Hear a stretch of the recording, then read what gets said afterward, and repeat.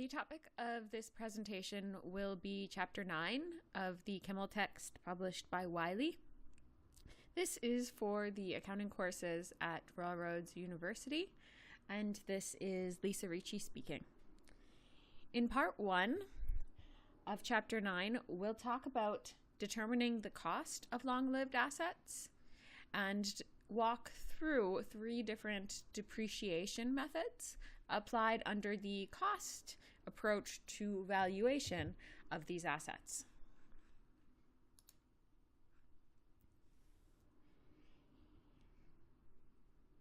The key consideration around the nature of property, plant, and equipment is that, sometimes called capital assets, these long-lived resources that a company controls are generally tangible, although they don't need to be, and are not intended for sale to customers.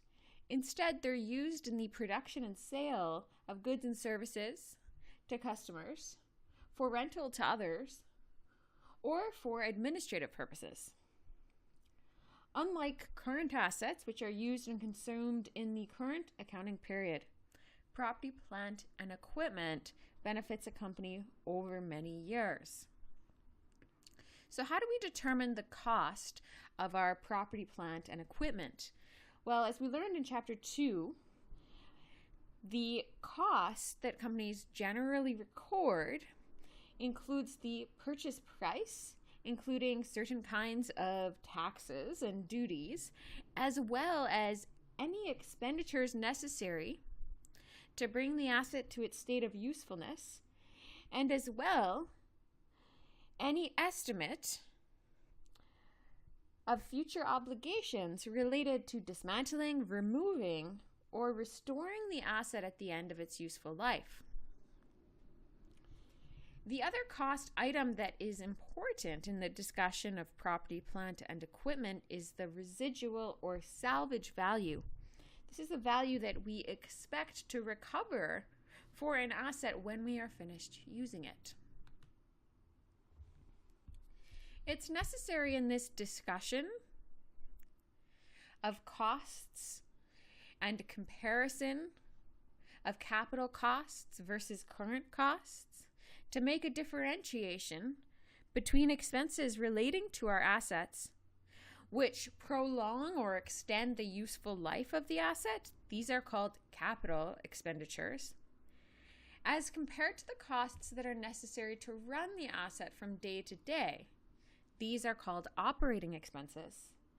Now, the capital expenses, which have future measurable economic benefits, they are included with the cost of our asset, whereas the operating expenses are expensed as incurred. As an example of what's included in the capital cost, if we're looking at land, we would include the cost of the land, including all closing costs, and any cost to prepare that land for use, which might include removal of an old building. Within the cost of a building, we will include the cost of the building itself and any capital improvements that add to the usefulness of the building, but not any routine repairs. Now that we've determined the cost, we move on to a discussion of depreciation. Now, why do we need to depreciate an asset at all?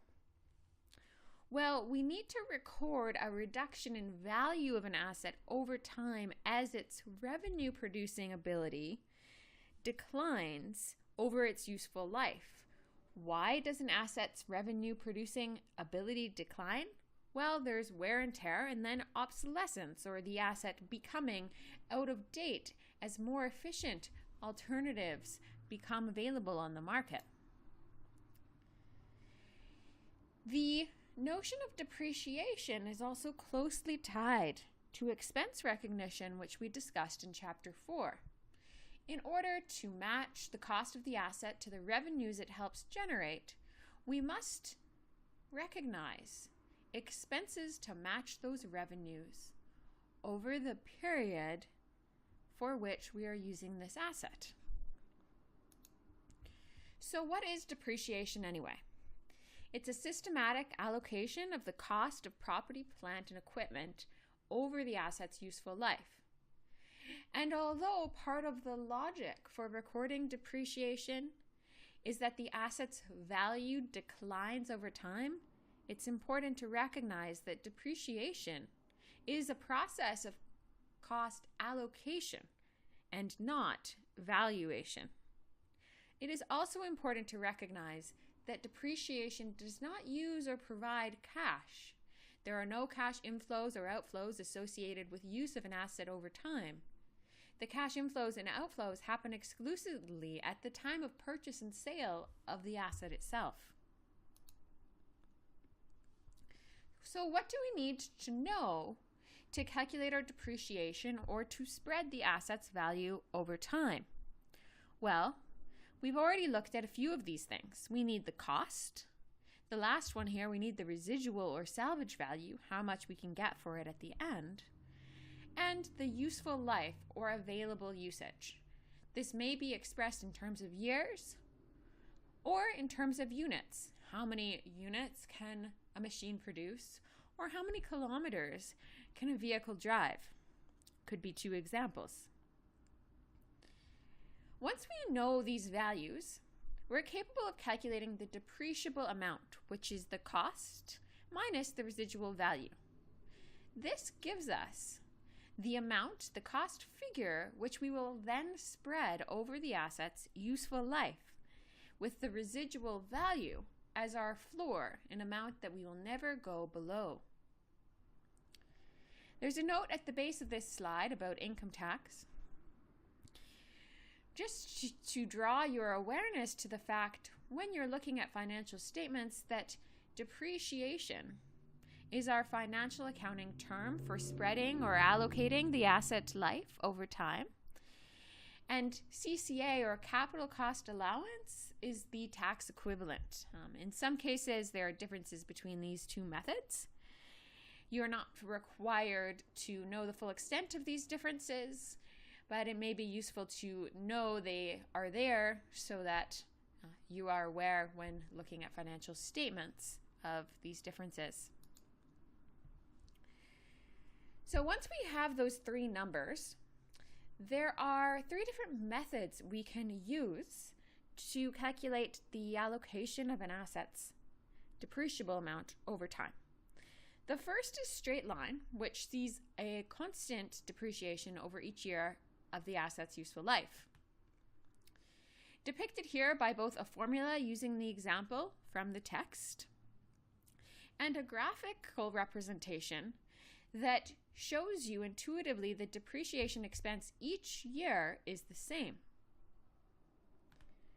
The diminishing balance method produces a decreasing annual depreciation expense over an asset's useful life. This is useful for things like technology, for which we will be using most of the asset's potential up in the early years.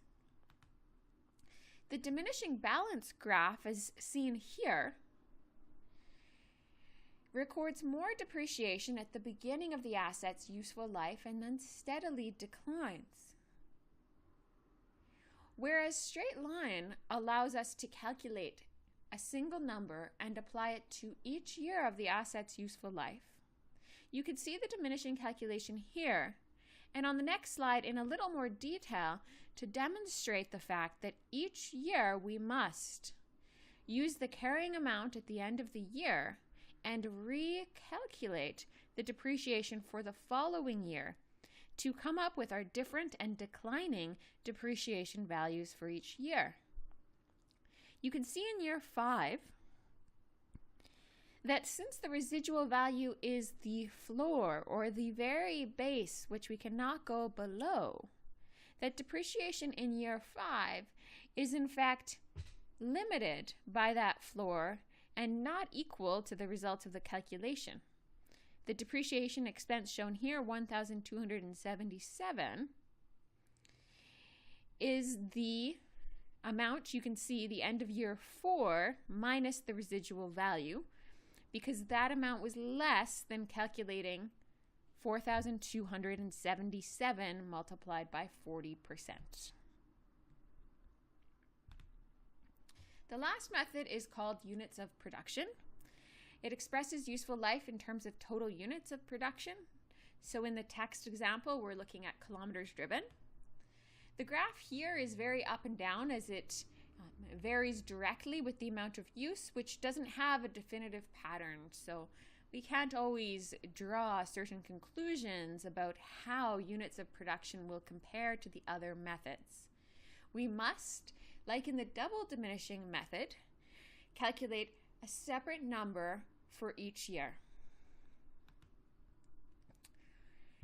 Note the differing impacts upon the statement of financial position and the income statement during each year of the asset's life.